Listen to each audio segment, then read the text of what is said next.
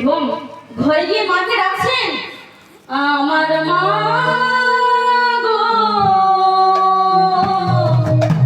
ও গো মা জননী, আমার মা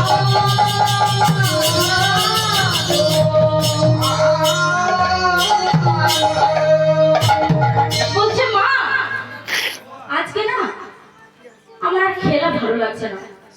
বলছে, কুবের তুই এত জলদি বাড়ি ফিরে এলি? বলছে, হ্যাঁ মা। আচ্ছা বেশ, ভালো করেছিস, আয় খেতে বস। তখন মা কি করলেন, তাকে খেতে দিলেন। কুবের ভোজনাদি শেষ করে সেদিনকার মতো বিশ্রাম নিল এবং তারপরের দিন সকালে উঠে বলছেন, মা আমাকে আজ সুন্দর করে সাজিয়ে দাও তো ভালো করে। বলছে, কেন রে বাবা? কুবের আজ তুই কোথায় যাবি? বলছে, মা আজকে না আমাদের খেলা শেষ দিন। আজকে ওই রাবণকে বধ করে সীতা দেবীকে রামের বামে বসিয়ে দিলে আজ আমাদের খেলা শেষ হয়ে যাবে। তখন মা কি করছেন জানেন? মা কাঁদছেন। মায়ের কান্নার জল বদন কবল দিয়ে গড়ে পড়ছে। বলছে, মা তুমি কাঁদছো? বলছে, হ্যাঁ বাবা। কুবের বলছে, মা তুমি কাঁদছো কেন? বলছে, কুবের তোকে না ওই বনে যেতে দিলে আমার বড় ভয় হয় জানিস। কেন মা? আরে ওই বনে যে কত হিংস্র জন্তু জানোয়ার আছে, তার জন্য তো বলছি বাবা আজকে যেতে হয় না। বলছি, না মা আজকে তো আমাদের খেলা শেষ দিন, দাও মা দাও, আমাকে একটু সুন্দর করে সাজিয়ে দাও। তখন মা আর কি বলবে? মা তখন কুবেরকে সুন্দর করে সাজিয়ে দিলেন এবং বাঁ পায়ের ধুলি রয়ে কুবেরের মস্তকে দিলেন এবং কুবের চলল খেলতে, সঙ্গী সাথে নিয়ে। কেমন ভাবে জানেন? ফুল ধনু লইয়া নাচিয়া নাচিয়া সীতারাম সীতারাম বলে।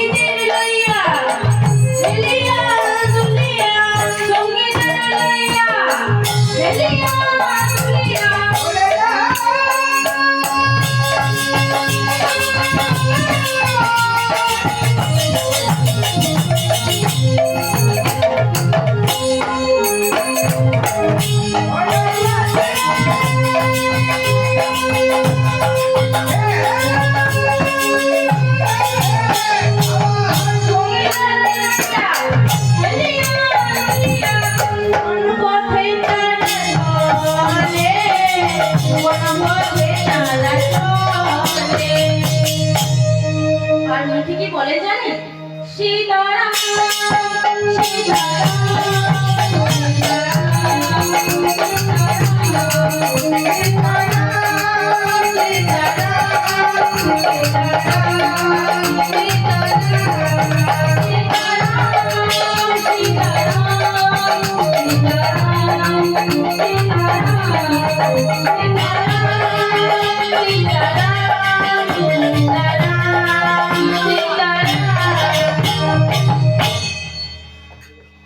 কুবের রাম নামে মত। আর এদিকে কি হয়েছে মা, আজ পদ্মাবতীর ঘরে এক মহাযুগের সন্ন্যাসীর আগমন। সন্ন্যাসী এসে ডাকছেন, বলি হারাই বাড়িতে আছিস?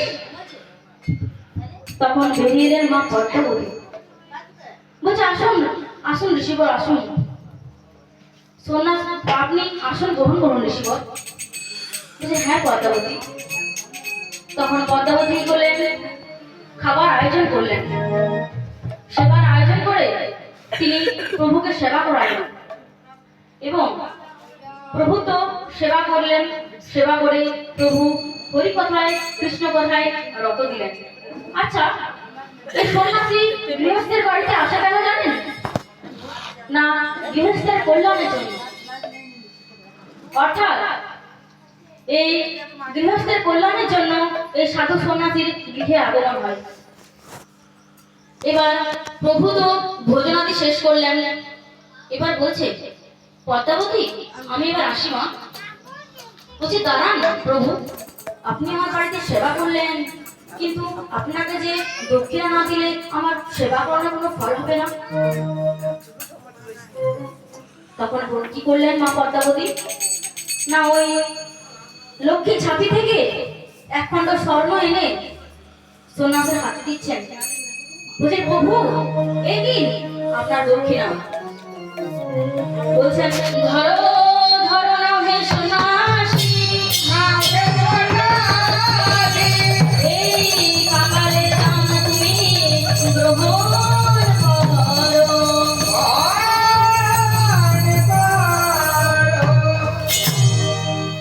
আচ্ছা মায়েরা একটা গল্প বলি শুনুন। কি বলবো একটা গল্প? এক ব্যক্তি একটা শাশুড়ি আর বৌমার গল্প শোনায়। এক ব্যক্তি সে চেন্নাই থাকতো এবং সে চেন্নাই যেহেতু কাজ করতো সে সেখানেই বিয়ে করেছে এবং সেখানে বিয়ে করে যখন তার বউকে ঘরে নিয়ে আসেছে তখন তার মা সবাইকে বলেছে পাড়াতে, দেখো তো আমার বাড়িতে কত সুন্দর বউ এসেছে, রূপে লক্ষ্মী গুণে সরস্বতী, এত নাম করছে সবার কাছে। তখন একটা ব্যক্তি বলছেন, আরে মাসিমা দুদিন তো দেখুন, দুদিন না দেখে আজকে এসেছে আর আপনি একটা এত বড় সার্টিফিকেট ওকে দিয়ে দিলেন। এসেছে যখন দুদিন তো দেখুন, তারপর দেখবেন। তখন মাসিমা কি করলেন, বললেন এর কথা তো ঠিকই আছে, আজকে আমাকে বৌমাকে পরীক্ষা করতেই হবে। তখন কি করলেন, সন্ধ্যাবেলায় শাশুড়ি একটা খাটে বসে আছে, বলছে বৌমা শোনো তো একবার এদিকে।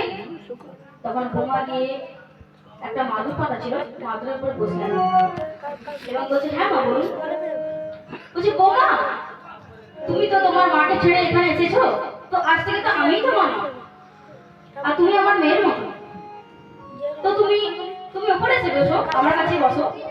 যখন বৌমাটি বলছে না মা, আমার মা শিখিয়েছেন গুরুজনরা খালি উপরে বসে আর ছোটদের সবসময় নিচেই বসতে পারে। তখন বলছে ও আচ্ছা তাই নাকি। বলছে আচ্ছা বৌমা আমি যদি এখনই ওই আসনটার উপর বসি তাহলে তুমি কোথায় বসবে? তখন বলছে কেন মা, আপনি যদি আসনে বসেন তাহলে আমি মাটিতে বসবো। দেখুন বৌমা কত চালাক। আরে বৌমা তো নতুন নতুন এসছে না, একটু তো নাটক করতেই হবে শাশুড়ির কাছে। তাই কি করছে না গো, এবার বলছে বৌমা আমি যদি আসনে বসি তুমি তাহলে কোথায় বসবে? তখন বলছে বৌমা আপনি যদি আসনে বসেন তাহলে আমি মাটিতে বসবো। বলছে আচ্ছা বৌমা আমি যদি মাটিতে বসি তুমি কোথায় বসবে?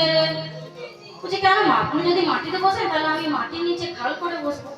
দেখুন আজকালকার বৌমারা কত চালা, আপনারা সবাই সাবধানে থাকবেন, কিন্তু সাবধান করে গেলাম সবাই। বৌমা নয়, এখন বৌমা।